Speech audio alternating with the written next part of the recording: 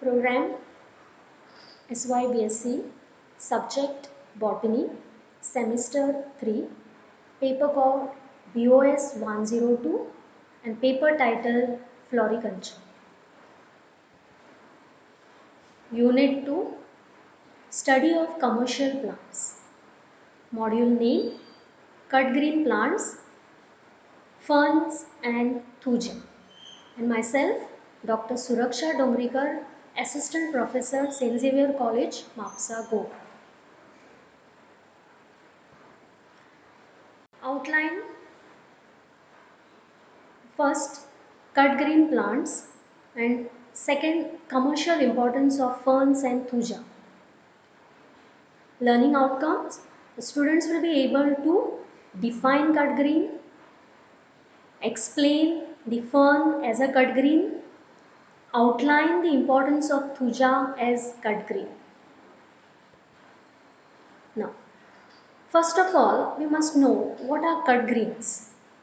The term cut green includes all cultivated or non-cultivated decorative foliage which are cut from the growing plants that are used as fresh cut decorative foliage, and these plants are produced under cover or in field operations. Now moving on to the characteristics of these cut green plants. The first characteristic is adequate longevity, means the cut grains must be looking fresh with no wilt, rolling or discoloring or leaf dropping for a reasonable length of time. So it has to remain fresh.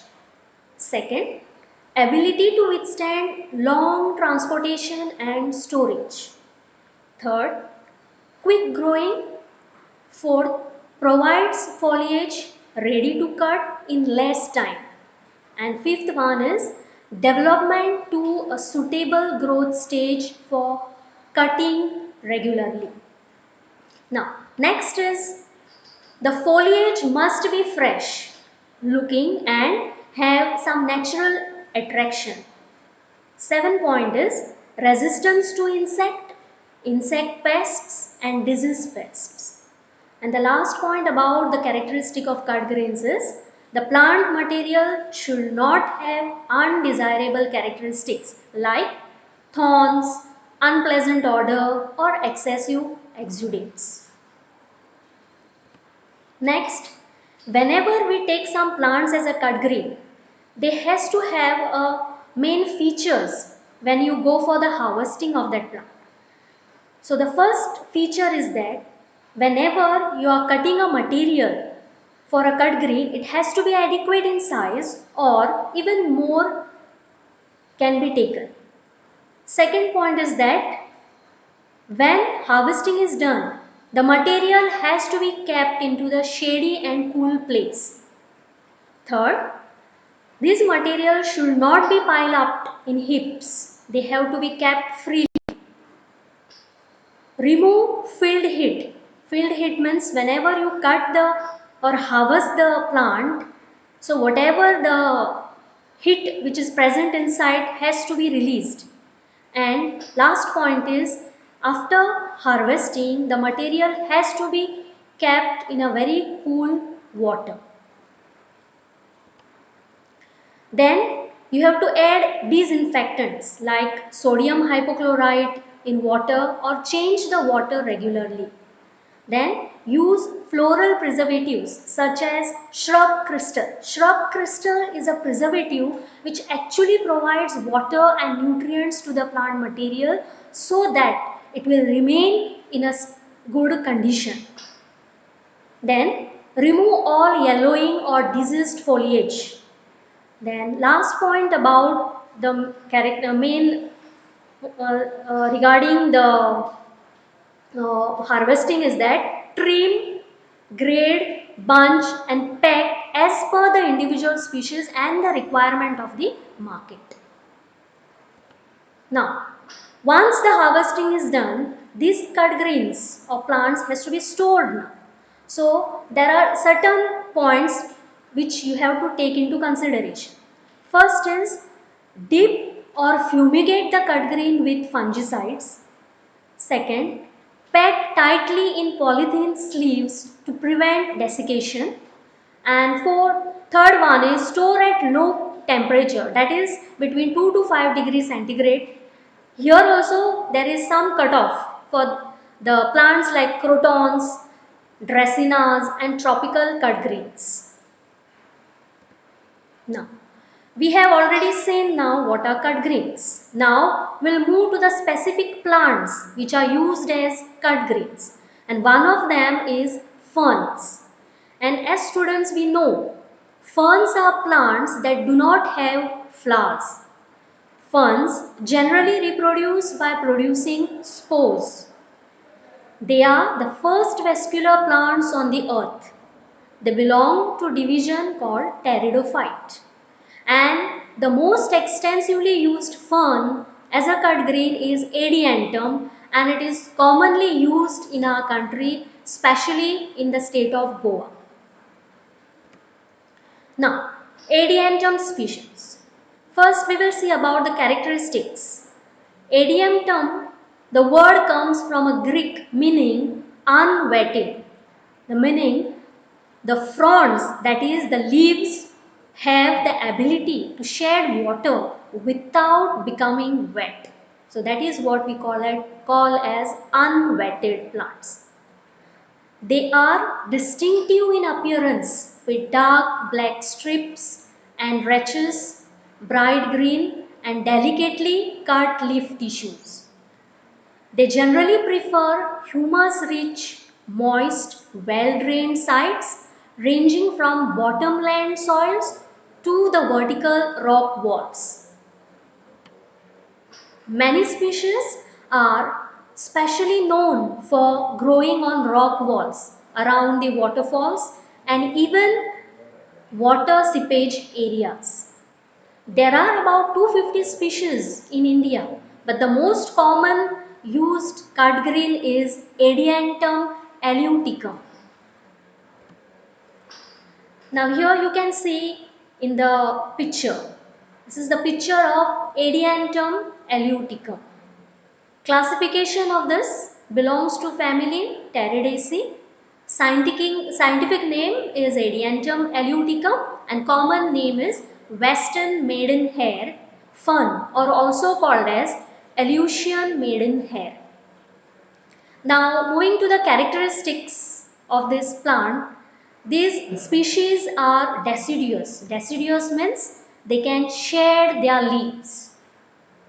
The fronds grow 15 to 110 centimeter tall and fan shaped, light to medium green with dark brown to black stems. As you can see in this particular picture, the spores, that is the reproductive structures, they are present on the back side of the leaf. Moving to the next. Now we will see about how we can propagate or cultivate this plant. Ferns are usually propagated from the spores. Spores are the reproductive structures. So what you have to do is that cut the complete frond, place it on a piece of paper for 2 to 3 days for it to dry. Then the spores are usually fall on the paper after drying. So next you have to fill a small pot or a propagator with a cultivation soil, especially peat based soil you have to take. Then while sowing the spores, you have to keep a space, the space between the spores on the soil surface, and finally you have to sieve a fine sand upon it so that the spores are dampened inside the sand. Next is you have to stretch a transparent plastic film over the pot or a propagator after placing the spores in the soil. Then place the seeds in a half shady areas. Avoid too much of sun. Then recommended temperature is between 22 degrees centigrade to 25 degrees centigrade. Then the germination period for 3 to 4 weeks. And after germination, the pricking will start. As soon as the young plant reached about 5 centimeter, it has to be removed from the container. So as I have shown in these diagrams, this is the way. First you sow the spores in the container, then after a few weeks you will going to find the plants coming out. Then once it reaches to the particular height, you have to replant it in a new pot. So this is regarding the first cut green plant, that is fern. Now moving to the second one, that is thuja. Thuja is a tree with a dense conical to narrow pyramidal. Sometimes they are broad pyramidal shape. They are single trunked evergreen tree growing from 10 to 200 feet. That is around 3 to 61 meters tall. Trees are with stringy, exudated, reddish brown bark. The shoots are flat with side shoots only in a single plane. The leaves are scale-like, 1 to 10 millimeter long, except young seedlings in their first year, where they have a very small needle-like leaves. Next, they grow in a deep, moist but well-drained soils in full sun. That means they require a lot of sun. Then they require shelter from cold, drying winds, especially when they are young. The trimming and hedging is done in spring and summer season. And the species which most commonly used as a cut green in India we have is Thuja occidentalis. Now coming to the classification, it belongs to family Cupraceae. Scientific name is Thuja occidentalis and the common name for that is American arbor vitae, or we can also call it as eastern white cedar. Now moving to the propagation of this plant. Mainly grow from stem cutting or air layering and seedlings. The cutting is one of the simplest and the easiest propagation method. First we have to make a soil mixture. In the ratio, the soil mixture, you have to take 60% coco peat, 70% garden soil and 20% you have to take fine sand. Mix them well. Now take a pot. The pot should have holes at the base for aeration. Fill the pot with a mixture. Then you have to cut any 6 to 10 inches long stem, remove all the extra leaves and take any stick, and then with that stick you make a hole in the pot, and now place the stem cutting into the hole and press it gently and give some water and keep it for in some shaded place. So after 2 to 3 months this plant will grow. As I have shown here in these photographs, you can see this is the soil mixture, then it is mixed well, taken into the container with holes at the base. Then you have to take the cuttings, then that cuttings you have to put it into the soil mixture in the pot and water them and keep in the shade. So this is regarding the cultivation of the thuja. And here are some of the references that you can go through. Thank you very much.